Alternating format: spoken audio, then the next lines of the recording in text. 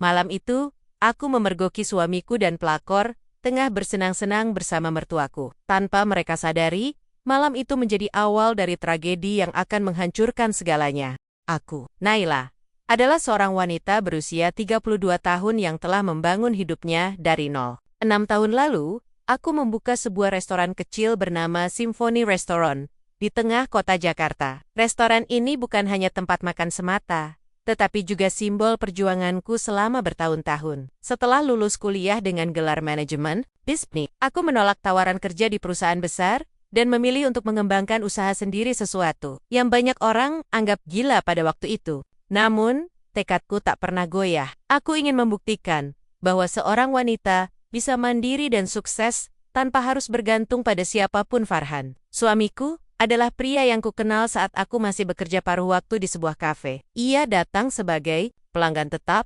memesan secangkir kopi hitam setiap pagi, dan entah bagaimana kami mulai berbicara. Farhan tampak dewasa, penyayang, dan penuh rasa hormat. Saat itu, ia memang terlihat seperti pria idaman bagi banyak wanita. Kami menikah 4 tahun lalu, dan meski awalnya hubungan kami harmonis, ada sesuatu yang mulai berubah dalam beberapa bulan terakhir.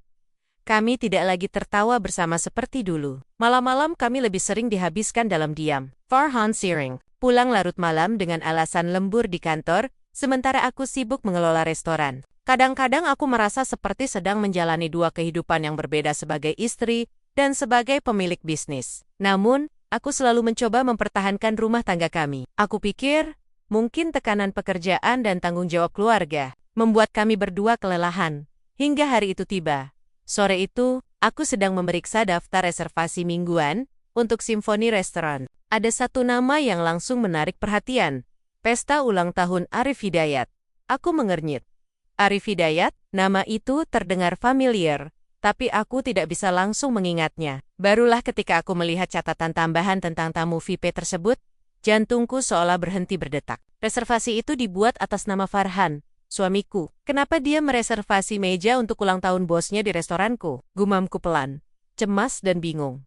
Seharusnya, hal ini tidak menjadi masalah. Jika Farhan benar-benar ingin merayakan ulang tahun, atasannya di tempat usahaku, itu seharusnya menjadi momen yang menyenangkan, peluang untuk menunjukkan profesionalisme dan layanan terbaik. Namun, sesuatu di dalam hatiku merasakan firasat buruk. Ada sesuatu yang tidak beres. Aku belum pernah bertemu Arif secara langsung. Namun nama itu sering disebut-sebut oleh Farhan dalam percakapan kami. Terlalu sering, aku mencoba menenangkan diri dengan berpikir positif. Mungkin ini hanya kebetulan. Mungkin Farhan hanya mencoba mendukung usahaku dengan membawa rekan kerjanya ke restoran. Namun, semakin aku mencoba meyakinkan diri sendiri, semakin keras rasa curiga itu menggema di dalam pikiranku. Mengapa Farhan memesan meja utama? Mengapa dia tidak memberitahuku tentang ini? Malam semakin larut, dan para tamu mulai berdatangan. Aku berdiri di balik meja kasir, berusaha terlihat tenang, sambil menyambut pelanggan seperti biasa. Namun, mataku terus mencari-cari sosok Farhan di antara kerumunan. Ketika jam menunjukkan pukul 7 malam, mereka akhirnya tiba. Farhan masuk bersama Bu Ratna, ibunya. Mereka tersenyum cerah, berpakaian formal, seperti sedang menghadiri acara penting. Di belakang mereka, seorang pria parubaya dengan postur tegap melangkah masuk. Itu pasti Arif. Mereka duduk di meja utama, yang letaknya persis di depan dapur, sehingga aku bisa melihat segala sesuatu yang terjadi di sana dengan sangat jelas. Aku tidak bisa bergerak. Tubuhku terpaku di tempat, seolah semua energi tersedot. Habis, dari sudut pandangku, aku melihat Farhan tertawa lepas bersama Arif. Mereka berbicara dengan santai, sementara Bu Ratna sesekali ikut menimpali dengan senyum hangat. Bahkan, Farhan memberikan kotak kado kepada Arif, yang diterima dengan ekspresi bahagia. Hatiku hancur. Ini bukan sekadar pesta ulang tahun biasa.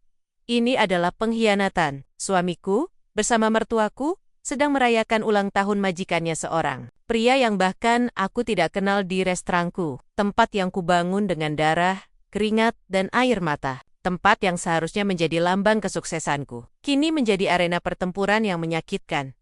Tidak bisa kutahan amarahku lebih lama. Aku berjalan cepat menuju meja utama. Wajahku memerah karena emosi yang memuncak. Semua staf restoran memandangiku dengan cemas, tetapi aku tidak peduli. Aku harus menghadapi mereka. Farhan, panggilku dengan suara bergetar, berusaha menahan agar tidak menangis. Apa yang sedang kalian lakukan di sini? Farhan terkejut melihatku. Matanya melebar seolah baru menyadari kehadiranku. Naila, apa yang kamu lakukan di sini? Plus, nada suaranya terdengar defensif. Inilah restoranku Farhan, yang kubangun dengan jerih payahku. Dan kau, bersama ibumu dan bosmu ini, sedang merayakan ulang tahun di sini, tanpa memberitahuku, kataku. Suaraku semakin meninggi. Bu Ratna mencoba menenangkan situasi. Naila sayang, ini bukan apa-apa, hanya acara kecil untuk teman kantor Farhan. Teman kantor? Cimen, kantor? Ulangku? Tak percaya. Kalau begitu, kenapa kau memberinya hadiah? Kenapa kau tidak bilang apa-apa padaku, Farhan? Apakah kau pikir aku bodoh? Arif, yang selama ini hanya diam, akhirnya angkat bicara. Bu Naila, maaf jika ini menyebabkan ketidaknyamanan. Farhan hanya ingin menunjukkan dukungannya kepada saya. Aku menatapnya tajam. Dukungan? Di restoranku? Tanpa izin? Apakah semua tidak punya rasa hormat sedikit pun padaku? Farhan berdiri. Wajahnya mulai memerah. Naila, cukup. Kau terlalu berlebihan. Ini hanya acara biasa. Biasa. Aku hampir berteriak. Ini bukan soal acaranya, Farhan. Ini soalmu dan sikapmu yang tidak pernah menghargai kerja kerasku. Ini soal kebohonganmu. Para tamu lain di restoran mulai memperhatikan konfrontasi kami. Beberapa dari mereka berbisik-bisik, sementara yang lain mencoba menghindari tatapan. Aku tidak peduli, aku sudah lelah, kalian semua keluar dari restoranku. Sekarang, kataku dengan tegas, menunjuk pintu keluar. Farhan terlihat marah. Kau tidak bisa melakukan ini, Naila. Ini bukan hanya tentangmu. Aku bisa, dan aku akan keluar, balasku. Suaraku penuh dengan kemarahan yang tak terbendung. Akhirnya, dengan langkah berat Farhan, Bu Ratna dan Arif meninggalkan restoran. Aku berdiri di sana, merasakan tubuhku gemetar karena campuran emosi, kemarahan, sakit hati, dan keputusasaan. Staf restoran mencoba menenangkanku, tetapi aku hanya bisa menunduk, menahan air mata yang siap jatuh. Restoran ini adalah simbol kerja keras dan pencapaianku. Namun, hari ini, rasanya seperti mimpi buruk yang tak berkesudahan. Aku tidak tahu, apakah ini adalah akhir dari pernikahanku, atau hanya permulaan dari sesuatu yang lebih buruk. Yang jelas, aku tidak akan membiarkan siapapun menghancurkan apa yang telah kuperjuangkan selama bertahan-tahan. Di tengah kebingunganku, satu hal yang pasti, aku tidak akan tinggal diam. Setelah insiden malam itu, aku tidak bisa tidur. Pikiranku terus berputar-putar seperti roda yang tak pernah berhenti. Aku berguling-guling di tempat tidur, mencoba menenangkan diri dengan memejamkan mata. Tetapi bayangan Farhan tertawa bersama Arif dan Bu Ratna terus menghantuiku. Restoran yang kubangun dengan susah payah, tempat yang seharusnya menjadi lambang kebanggaan, kini menjadi saksi bisu pengkhianatan suamiku. Pagi datang tanpa rasa lega. Mataku bengkak karena semalaman aku hanya mampu menangis dalam diam. Aku selalu bangun pagi-pagi untuk memeriksa persediaan bahan makanan atau merencanakan menu harian di Symphony Restaurant. Namun, kali ini, tubuhku terasa begitu lemah hingga sulit sekali untuk bangkit dari tempat tidur. Farhan belum pulang semalaman. Ketika aku melihat ranjang kosong di sampingku, amarah dan kekecewaan kembali menyelimuti hatiku. Apakah dia benar-benar tidak merasa bersalah? Ataukah dia memilih lari dari masalah ini? Aku akhirnya bangkit dan duduk di tepi ranjang, mencoba menenangkan pikiran. Aku tahu, aku harus melakukan sesuatu. Tidak mungkin aku membiarkan semua ini berlalu begitu saja, tanpa Jack. Jika Farhan ingin bermain-main dengan perasaanku, maka aku akan menemukan alasannya sendiri. Keputusan pertamaku adalah membuka laptopku dan memeriksa rekaman CCTV restoran. Aku ingin melihat apa yang terjadi kemarin malam. Momen-momen yang tidak sempat kulihat saat aku berada di dapur. Dengan jantung berdebar-debar, aku mulai memutar rekaman dari sudut pandang kamera yang menghadap meja utama.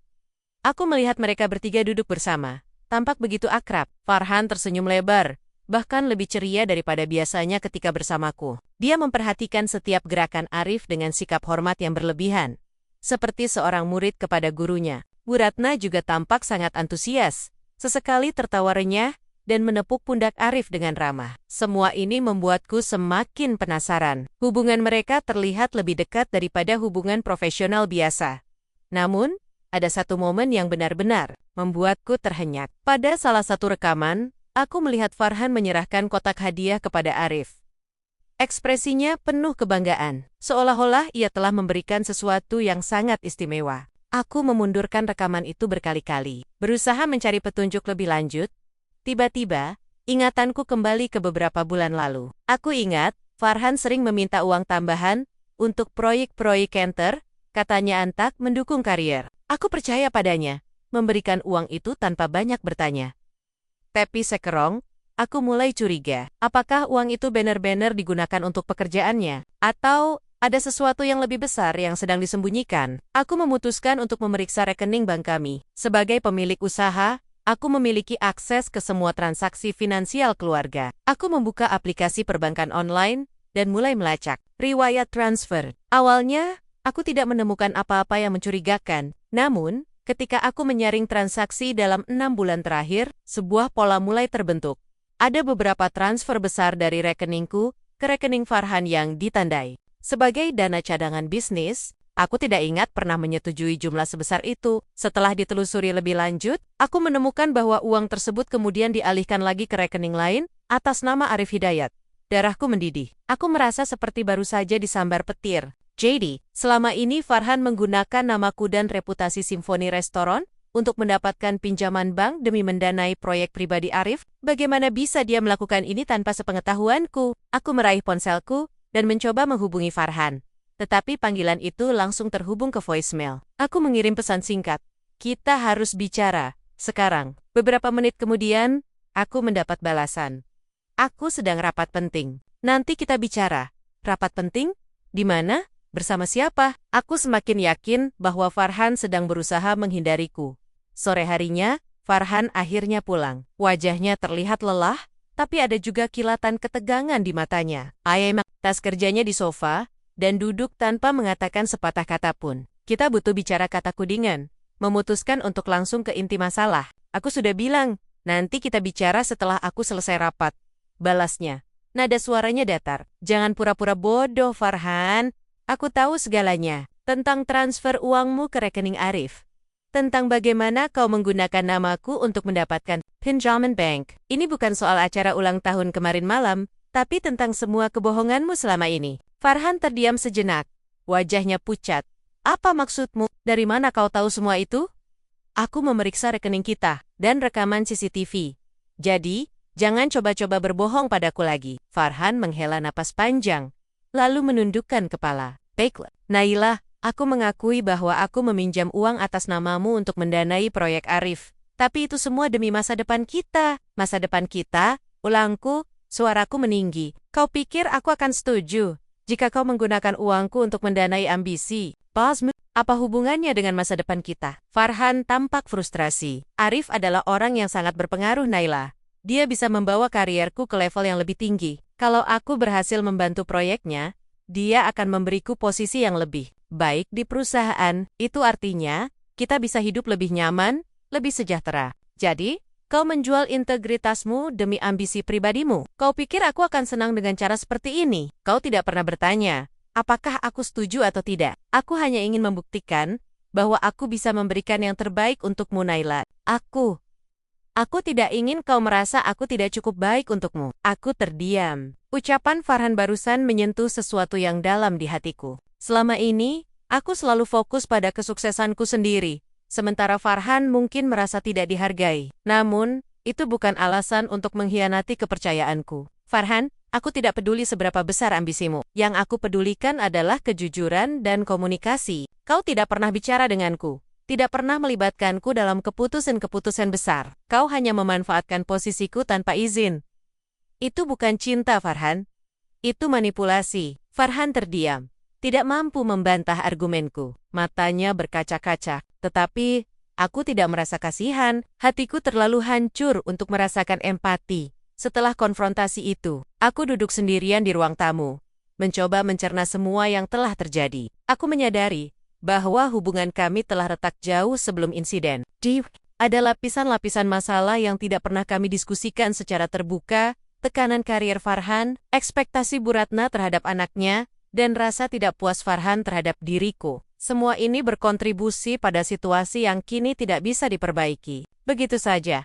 Namun, satu hal yang pasti, aku tidak bisa terus hidup dalam kebohongan. Aku perlu mencari jawaban lebih lanjut tentang hubungan Farhan dengan Arif dan Bu Ratna. Apakah ada sesuatu yang lebih dalam di balik semua ini? Apakah Farhan benar-benar mencintai Arif? Atau ada motif lain yang lebih gelap? Aku memutuskan untuk mencari tahu lebih banyak. Untuk pertama kalinya dalam hidupku, aku merasa seperti detektif di drama-drama televisi. Tapi ini bukan soal hiburan. Ini soal masa depanku.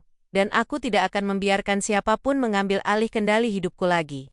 Setelah konfrontasi dengan Farhan, aku merasa seperti kehilangan pijakan. Semua yang ku ketahui tentang suamiku pria, yang selama ini kucintai dan percayai ternyata hanyalah ilusi. Aku tidak tahu lagi siapa dia sebenarnya. Apakah dia benar-benar mencintai Arif, ataukah semua ini hanya bagian dari ambisi karier yang membuatnya kehilangan arah? Namun, satu hal yang jelas, hubungan kami tidak bisa diperbaiki dalam semalam. Ada luka terlalu dalam yang perlu disembuhkan. Atau mungkin tidak akan pernah sembuh sama sekali. Aku memutuskan untuk pulang ke rumah orang tuaku di Bandung. Selama 6 tahun terakhir, aku hampir tidak pernah punya waktu untuk berkunjung karena sibuk mengelola Simfoni Restoran. Namun, kali ini, aku butuh tempat berlindung. Tempat di mana aku bisa menemukan jawaban atas semua kekacauan yang sedang kuhadapi. Rumah masa kecilku masih terlihat sama seperti dulu. Cat putihnya yang mulai memudar. Halaman depan yang dipenuhi bunga melati, dan kursi goyang tua di teras yang sering diduduki ayah untuk membaca koran. Aku disambut oleh senyum hangat ibu, yang langsung memelukku begitu aku turun dari taksi. Apa yang terjadi? Tanya ibu, khawatir melihat wajah lelahku. Aku butuh istirahat sejenak, jawabku, mencoba menyembunyikan kesedihan dalam suaraku. Ayah keluar dari dalam rumah, menghentikan aktivitasnya membaca koran. Naila, kapan kamu datang? Kenapa tidak memberitahu kami sebelumnya? Aku hanya ingin menjernihkan pikiran. Mereka tidak bertanya lebih lanjut saat itu. Tetapi aku tahu mereka pasti curiga. Setelah menikah, aku jarang pulang ke rumah. Jadi kunjunganku yang mendadak ini jelas terlihat aneh bagi mereka. Malam itu, aku duduk bersama ayah di teras belakang rumah. Kami menikmati secangkir teh manis hangat, sementara angin malam membelai lembut kulitku. Suasananya tenang. Hanya ada suara jangkrik dan dedaunan yang bergoyang pelan. Ada sesuatu yang ingin kau bicarakan, Naila? Tanya ayah. Nada suaranya penuh kelembutan namun tegas. Aku menarik napas panjang, mencoba merangkai kata-kata yang tepat. Farhan, dia telah berbohong padaku, ayah. Dia menggunakan namaku dan uangku untuk mendanai proyek bosnya. Dan beberapa hari yang lalu, dia merayakan ulang tahun bosnya itu di restoranku tanpa memberitahuku. Ayah mengernyit, tampak terkejut. Apa maksudmu? Bagaimana bisa dia melakukan itu tanpa izinmu? Itulah yang aku juga tidak mengerti. Dia bilang semuanya demi masa depan kita. Tapi cara dia melakukannya sangat salah. Ayah menghela napas panjang, lalu meletakkan cangkir tehnya di meja. Anakku, ada sesuatu yang harus kau ketahui tentang keluarga Farhan. Aku menatap ayah dengan heran. Maksud ayah, Bu Ratna? Katanya pelan, menyebut nama mertuaku. Dia dulunya bekerja sebagai pembantu di rumah keluarga Arif Hidayat. Aku terhenyak. Apa? Pembantu? Ayah mengangguk. Ya, dia bekerja di sana selama bertahan-tahan. Sebelum akhirnya keluar untuk menikah, dia sangat menghormati keluarga Arif. Bahkan setelah meninggalkan pekerjaan itu, aku selalu merasa ada sesuatu yang aneh tentang sikap Bu Ratna terhadap Farhan dan keluargamu. Sepertinya dia selalu ingin anaknya menjadi lebih daripada apa yang dia miliki. Jantungku berdebar cepat. Jadi, inilah alasan kenapa Bu Ratna selalu mendukung setiap langkah Farhan untuk mendekati Arif. Ini bukan hanya soal ambisi Farhan, tetapi juga tekanan dari ibunya sendiri. Tapi, apakah ayah pikir Bu Ratna tahu tentang semua ini? Tentang pinjaman, bank dan proyek Arif? Tanyaku.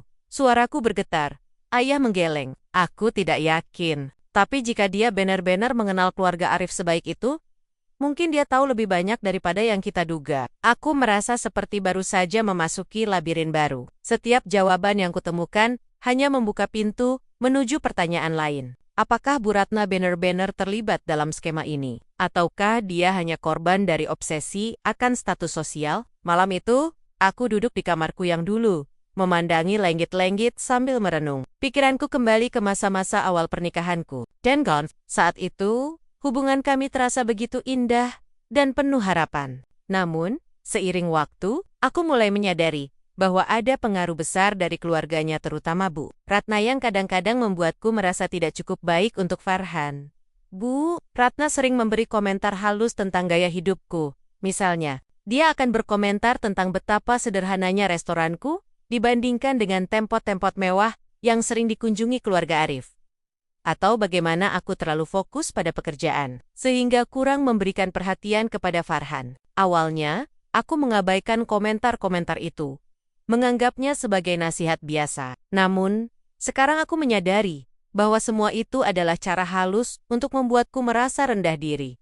Farhan mungkin tidak sadar sepenuhnya, tapi dia jelas terpengaruh oleh ekspektasi ibunya. Dia ingin membuktikan bahwa dia bisa berhasil seperti keluarga Arif. Bahkan jika itu berarti mengorbankan integritas dan hubungan kami. Pagi harinya, aku memutuskan untuk kembali ke Jakarta. Aku tidak bisa terus bersembunyi di rumah orang tuaku. Ada masalah yang harus aku hadapi sendiri, masalah yang melibatkan Farhan, Bu Ratna dan Arif.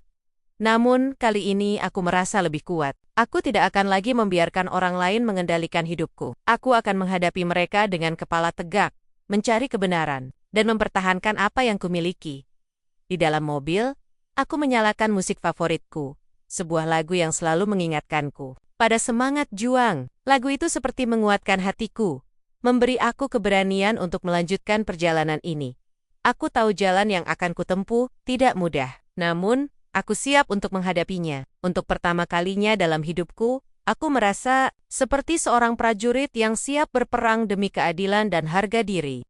Setelah perjalanan panjang dari Bandung, aku tiba di Jakarta dengan pikiran yang lebih jernih meskipun hatiku masih terasa berat. Aku tidak bisa menyangkal bahwa kunjungan ke rumah orang tuaku memberikan banyak pencerahan. Namun, kini saatnya aku menghadapi kenyataan yang lebih keras. Ada luka yang harus disembuhkan, rahasia yang harus diungkap, dan keputusan besar yang harus diambil. Aku memutuskan untuk langsung menuju Symphony Restaurant setelah sampai di Jakarta. Restoran ini adalah tempat yang paling nyaman bagiku. Tempat aku bisa merasa memiliki kendali atas sesuatu dalam hidup yang tampaknya sedang runtuh. Namun, kali ini, aku tidak hanya datang untuk bekerja. Aku ingin mencari jawaban lebih lanjut tentang apa yang sebenarnya terjadi antara Farhan, Bu Ratna, dan Arif. Saat aku masuk ke restoran, suasana tampak normal seperti biasa. Para staf menyapaku dengan senyum ramah.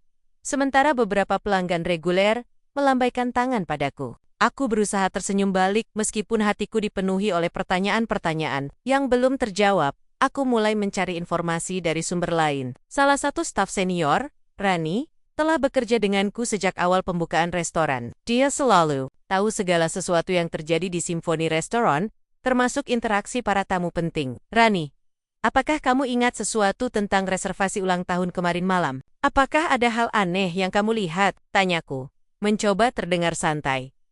Rani tampak ragu sejenak sebelum menjawab. Sebenarnya, ya, Bu Naila, Tuan Farhan dan rombongannya memesan makanan yang sangat mahal. Bahkan, mereka membayar semuanya secara tunai. Dan, ada satu hal lagi. Apa itu? Tanyaku penasaran. Tuan Arif tampak sangat akrab dengan Tuan Farhan. Mereka tertawa bersama seperti sahabat lama. Bahkan lebih dekat daripada hubungan bos dan bawahan biasa. Aku merasakan rasa cemas yang familiar merayap di dadaku. Apakah kamu mendengar percakapan mereka? Rani menggeleng. Tidak. Tapi mereka sering bicara dengan nada sangat pribadi. Seperti sedang mendiskusikan sesuatu yang serius. Aku menghela napas panjang. Jadi, hubungan mereka memang lebih dari sekadar profesional. Namun, aku masih belum yakin apa tujuan sebenarnya dari semua ini. Aku memutuskan untuk mencari tahu lebih banyak tentang proyek yang didanai oleh uang pinjaman atas namaku. Setelah melakukan pencarian online, aku menemukan artikel tentang rencana pembukaan restoran baru milik Arif Hidayat. Restoran itu bernama Gurma Palace, sebuah konsep mewah yang akan bersaing langsung dengan Symphony Restaurant. Hatiku seolah ditusuk jarum. Jadi, selama ini Farhan menggunakan uangku untuk mendanai kompetitor bisnisku sendiri. Bagaimana bisa dia melakukan ini tanpa rasa bersalah? Namun, semakin aku memikirkannya, semakin jelas motif di balik semua ini. Arif bukan hanya bos Farhan. Dia adalah mentor yang memberi harapan kepada Farhan untuk naik ke posisi yang lebih tinggi. Sedangkan Bu Ratna, dengan masa lalunya sebagai pembantu di keluarga Arif, pasti sangat bangga melihat anaknya mendekati sosok yang begitu dihormatinya. Farhan mungkin benar-benar ingin berhasil, tapi caranya adalah dengan mengorbankan integritasku dan restoranku. Malam itu, Farhan akhirnya pulang ke rumah. Wajahnya tampak lelah, tetapi aku tidak peduli. Aku sudah menunggu terlalu lama untuk mendapatkan jawaban. Kita harus bicara, kataku dingin. Suaraku tegas. Farhan meletakkan tas kerjanya dan duduk di sofa. Baiklah, apa yang ingin kamu tanyakan? Aku tahu tentang Gourmet Palace, restoran baru Arif yang akan bersaing dengan Symphony Restaurant. Apakah itu alasan kenapa kau menggunakan uangku untuk mendanai proyeknya? Farhan terdiam sejenak. Wajahnya pucat. Naila, aku bisa menjelaskan. Jelaskan apa? Bahwa kau rela menghancurkan usahaku demi ambisimu? Bahwa kau membiarkan Arif menghancurkan apa yang kubangun dengan darah dan keringatku? Itu bukan seperti itu, balas Farhan. Suaranya meninggi. Aku hanya ingin membuktikan diriku pada Arif. Aku ingin dia melihatku sebagai aset berharga bagi perusahaannya. Lalu bagaimana dengan aku? Bagaimana dengan restoranku? Apakah kau tidak pernah memikirkan dampaknya bagi kita? Farhan menundukkan kepala, tampak frustrasi. Aku tahu aku salah, Naila. Tapi aku tidak punya pilihan lain. Aku merasa tidak cukup baik di mata ibuku, di mata Arif, bahkan di matamu. Aku hanya ingin membuktikan bahwa aku bisa sukses. Aku terdiam sejenak, mencerna kata-katanya. Untuk pertama kalinya, aku melihat sisi rapuh Farhan. Namun, itu tidak mengubah fakta bahwa ia telah mengkhianatiku dan restoranku. Farhan, kesuksesan tidak bisa dibeli dengan pengkhianatan. Kalau kau benar-benar ingin berhasil, lakukan dengan cara yang jujur, bukan dengan memanfaatkan orang lain. Farhan tidak menjawab. Ia hanya duduk diam, wajahnya penuh penyesalan. Namun, aku tahu bahwa hubungan kami tidak akan pernah sama lagi. Beberapa hari kemudian, aku menerima telepon dari nomor yang tidak dikenal. Awalnya, aku ragu untuk menjawab, tetapi rasa penasaranku membuatku mengangkatnya. Halo, Bu Naila. Suara di ujung telepon terdengar sopan namun formal. Ya, ini saya. Siapa ini? Ini Rio, manajer operasional di Culinary Hub. Saya mendengar tentang situasi yang sedang Anda hadapi, dan saya ingin membantu. Aku terkejut. Bagaimana bisa dia tahu tentang masalahku? Maaf Pak Rio, saya tidak yakin apa yang Anda maksud. Saya tahu tentang persaingan antara Symphony Restaurant dan Gourmet Palace. Saya juga tahu bahwa Anda sedang menghadapi tantangan besar. Saya ingin menawarkan dukungan baik strategi bisnis maupun moral. Mungkin kita bisa bertemu untuk membicarakannya? Aku ragu sejenak, tetapi akhirnya setuju untuk bertemu. Sesampainya di kantor Culinary Hub, aku disambut oleh Rio, seorang pria parubaya dengan sikap yang hangat dan profesional. Bu Naila, saya telah mengikuti perkembangan restoran Anda sejak lama. Saya tahu bahwa Anda memiliki potensi besar. Tapi, sayangnya, ada pihak-pihak yang ingin menghancurkan Anda dengan cara yang tidak sehat. Aku mengangguk, merasa lega karena akhirnya ada seseorang yang memahami situasiku. Rio memberikan saran-saran strategis untuk menghadapi persaingan dari Gourmet Palace, termasuk kampanye promosi baru dan inovasi menu. Yang terpenting, Bu Naila, adalah menjaga loyalitas pelanggan Anda. Mereka mencintai restoran Anda karena nilai-nilai yang Anda bawa. Jangan biarkan mereka pergi begitu saja. Aku merasa seperti menemukan oase di tengah gurun. Untuk pertama kalinya, aku merasa ada harapan untuk bertahan dari badai ini. Malam itu, aku duduk di teras restoran, menatap lampu-lampu kota yang berkelap-kelip. Aku menyadari bahwa perjalanan ini tidak hanya tentang melawan pengkhianatan atau persaingan bisnis. Ini tentang menemukan kekuatan dalam diriku sendiri dan belajar untuk tidak bergantung pada validasi orang lain. Namun, aku tahu bahwa ini belum berakhir. Masih ada banyak hal yang harus aku hadapi, terutama dengan Farhan dan Bu Ratna. Tapi kali ini, aku tidak takut lagi. Aku siap untuk melanjutkan perjuanganku, apapun yang terjadi. Setelah pertemuan dengan Rio, aku merasa seperti mendapatkan angin segar di tengah badai. Untuk pertama kalinya dalam beberapa minggu terakhir, aku merasa memiliki kendali atas hidupku kembali. Rio bukan hanya memberikan saran strategis tentang cara menghadapi persaingan dari Gourmet Palace, tetapi juga membantuku membangun kembali kepercayaan diri yang sempat hilang. Namun, aku tahu bahwa ini bukan akhir dari perjuangan. Ada banyak hal yang harus aku lakukan untuk memastikan bahwa Symphony Restaurant tidak hanya bertahan, tetapi juga berkembang. Ini adalah saatnya aku menunjukkan kepada semua orang, terutama Farhan dan Bu Ratna, bahwa aku tidak akan mudah dikalahkan Aku mulai dengan mendekatkan diri pada pelanggan setia Symphony Restaurant. Selama ini, aku mungkin terlalu fokus pada operasional sehari-hari, sehingga kurang memperhatikan hubungan personal dengan mereka. Aku menyadari bahwa loyalitas pelanggan bukan hanya tentang rasa makanan yang lezat atau suasana restoran yang nyaman, tetapi juga tentang bagaimana mereka merasa dihargai sebagai bagian dari keluarga besar Symphony Restaurant.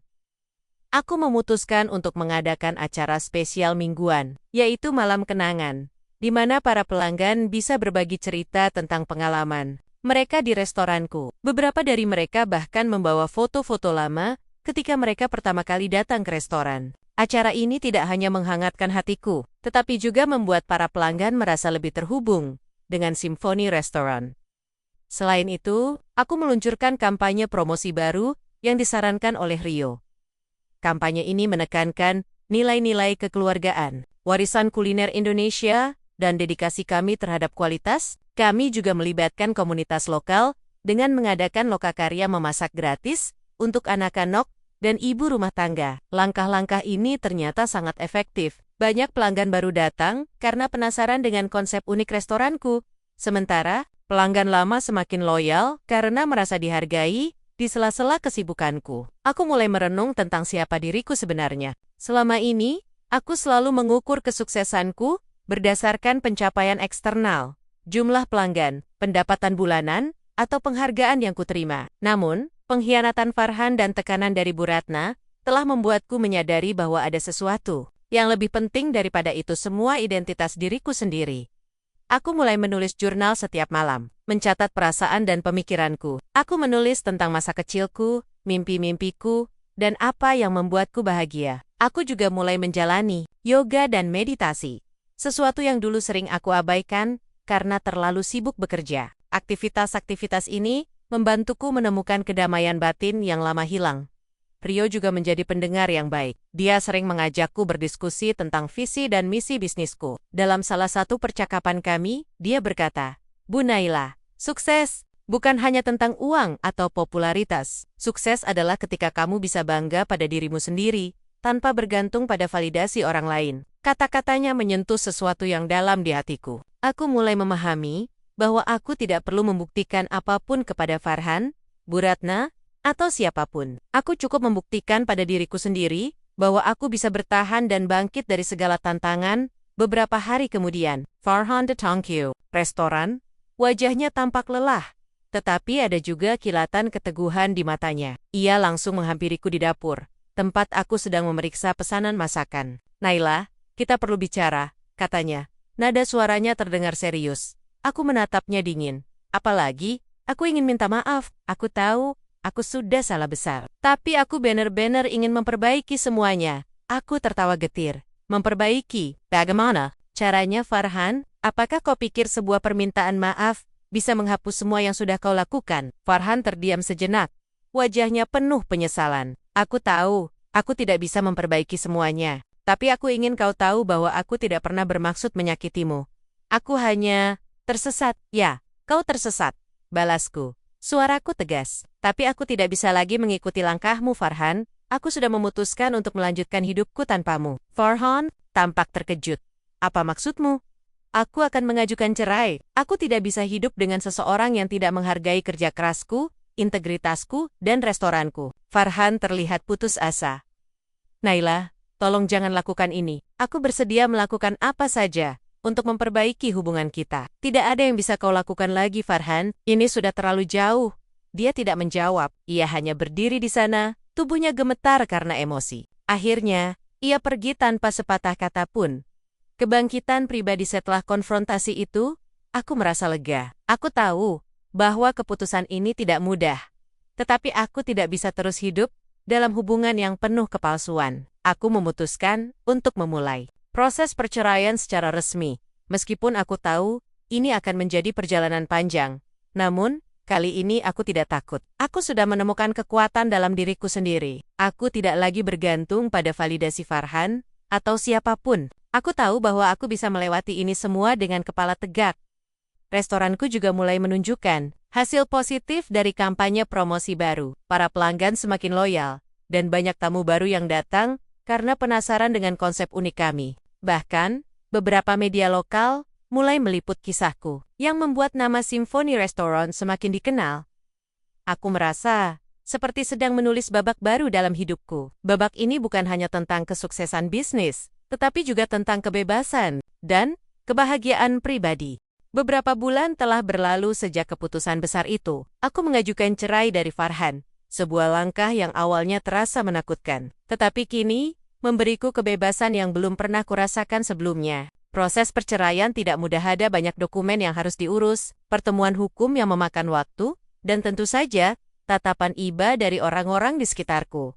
Namun, aku tidak peduli. Ini adalah jalan yang harus kutempuh untuk mendapatkan kedamaian batin. Di sisi lain, Symphony Restaurant terus berkembang. Kampanye promosi yang dirancang bersama Rio berhasil membawa restoranku ke level baru. Kami bahkan mulai menerima pesanan catering untuk acara-acara besar, sesuatu yang sebelumnya hanya menjadi impian. Para pelanggan setia kami tidak hanya datang untuk menikmati hidangan, tetapi juga untuk merasakan suasana hangat yang kubangun dengan penuh cinta. Namun, tantangan terbesar masih menanti. Gourmet Palace, restoran baru milik Arif, akhirnya dibuka. Lokasinya hanya beberapa blok dari Symphony Restaurant, dan kampanye promosinya begitu agresif, sehingga sulit untuk tidak menyadarinya. Spanduk besar bertuliskan restoran mewah terbaru di Jakarta, terpampang di mana-mana. Dan mereka bahkan menawarkan diskon besar-besaran untuk pelanggan pertama. Aku tahu ini akan menjadi ujian besar bagi restoranku. Tapi kali ini, aku tidak takut. Aku sudah belajar bahwa kesuksesan bukan tentang siapa yang lebih besar atau lebih mewah, melainkan tentang nilai-nilai yang kita bawa dan hubungan yang kita bangun dengan pelanggan. Minggu-minggu pertama setelah pembukaan Gourmet Palace, aku memperhatikan bahwa beberapa pelanggan reguler kami mulai absen. Beberapa dari mereka bahkan memberitahu staf bahwa mereka ingin mencoba restoran baru itu karena penasaran. Aku tidak bisa menyalahkan mereka semua. Orang pasti tertarik pada hal-hal baru. Namun, aku juga tahu bahwa loyalitas tidak bisa dibeli dengan diskon atau kemewahan semata. Untuk menjaga pelanggan tetap setia, aku memutuskan untuk fokus pada apa yang membuat Symphony Restoran istimewa, rasa autentik, dan layanan pribadi. Mulai mengadakan acara spesial mingguan, seperti Hari Rempah Nusantara, di mana kami menyajikan menu tradisional Indonesia dengan sentuhan modern. Aku juga memperkenalkan program loyalitas baru, di mana pelanggan yang sering datang mendapatkan hadiah eksklusif, seperti voucher makan gratis atau merchandise restoran. Selain itu, aku melibatkan komunitas lokal dengan cara yang lebih personal. Misalnya, aku bekerja sama dengan sekolah-sekolah di sekitar untuk mengadakan lokakarya memasak bagi anak-anak. Aku juga mendukung Akara Amal dengan menyumbangkan sebagian pendapatan restoran. Semua ini dilakukan bukan hanya untuk menarik pelanggan baru, tetapi juga untuk memperkuat ikatan dengan komunitas. Hasilnya mulai terlihat. Meskipun Gourmet Palace sempat ramai di awal pembukaannya, popularitas mereka mulai menurun seiring waktu. Banyak pelanggan yang datang sekali ke sana, kemudian kembali ke Symphony Restaurant karena merindukan pengalaman yang lebih intim dan otentik. Beberapa dari mereka bahkan memberitahu kami bahwa mereka merasa terlalu formal dan tidak nyaman di Gourmet Palace. Suatu sore, saat aku sedang memeriksa laporan keuangan di kantor, pintu restoran terbuka dengan keras. Aku mendongak dan melihat Farhan masuk bersama Bu Ratna. Wajah mereka tampak panik, seolah ada sesuatu yang mendesak. "Naila, kita harus bicara," kata Farhan. Nada suaranya terdengar putus asa. "Apalagi?" balasku dingin. Tidak berniat memberi mereka tempat di hatiku. "Restoran, Arif, tidak berjalan dengan baik," kata Bu Ratna. Suaranya bergetar. "Mereka kehilangan banyak pelanggan. Kami butuh bantuanmu." Aku tersenyum getir. "Kenapa kalian datang padaku? Apakah kalian pikir aku akan membantu setelah semua yang kalian lakukan?" "Kami tahu kami salah, Naila," kata Farhan. Matanya berkaca-kaca. "Tapi kalau restoran Arif gagal, aku juga akan kehilangan pekerjaanku. Kami membutuhkanmu." Aku menatap mereka tanpa emosi. "Kalian telah membuat pilihan sendiri, Farhan, dan sekarang, kalian harus menghadapi konsekuensinya. Aku tidak punya kewajiban apapun untuk membantu kalian." Bu Ratna mencoba memohon lagi. "Naila, tolong. Kami tahu kami salah. Tapi kami benar-benar tidak tahu apa yang harus dilakukan." Aku menggeleng. "Ini adalah hasil dari tindakan kalian sendiri. Jika kalian ingin memperbaiki situasi, kalian harus melakukannya sendiri. Tanpa aku, mereka berdiri di sana. tampak putus asa. Akhirnya, mereka pergi tanpa sepatah kata pun. Aku merasa lega. Ini adalah akhir dari babak lama dalam hidupku. Bulan-bulan berikutnya berlalu dengan damai. Simfoni Restoran semakin dikenal sebagai tempat yang menyajikan makanan lezat dengan sentuhan personal. Aku juga mulai mendapatkan pengakuan dari media sebagai salah satu pengusaha kuliner inspiratif di Jakarta. Bahkan, ada beberapa investor yang tertarik untuk mendukung ekspansi bisnisku. Tetapi aku memutuskan untuk tetap fokus pada kualitas daripada jumlah cabang. Farhan dan Bu Ratna tidak pernah lagi menghubungiku. Aku mendengar kabar bahwa Gourmet Palace akhirnya tutup karena tidak mampu bersaing dengan restoran-restoran lain di area tersebut. Farhan kehilangan pekerjaannya, dan kabarnya dia kini bekerja paruh waktu di sebuah kafe kecil. Aku tidak merasa senang atas kegagalan mereka, tetapi aku juga tidak merasa bersalah. Mereka telah memilih jalannya sendiri, dan aku telah memilih jalanku. Saat ini, aku merasa lebih bebas daripada sebelumnya. Aku tidak lagi bergantung pada validasi orang lain, termasuk Farhan atau Bu Ratna. Aku belajar untuk mencintai diriku sendiri, menghargai kerja kerasku, dan menikmati setiap momen kecil dalam hidup. Malam itu, aku duduk di teras restoran, menikmati secangkir teh manis hangat sambil memandangi lampu-lampu kota yang berkelap-kelip. Pelanggan datang dan pergi, tertawa dan bercerita, menciptakan harmoni yang indah di dalam restoran. Ini bukan hanya tempat usaha bagiku. Ini adalah rumahku, tempat aku menemukan kekuatan dan kebahagiaan. Aku tersenyum, merasa puas dengan apa yang telah kucapai. Ini adalah akhir dari satu babak, tetapi juga awal dari babak baru yang penuh harapan.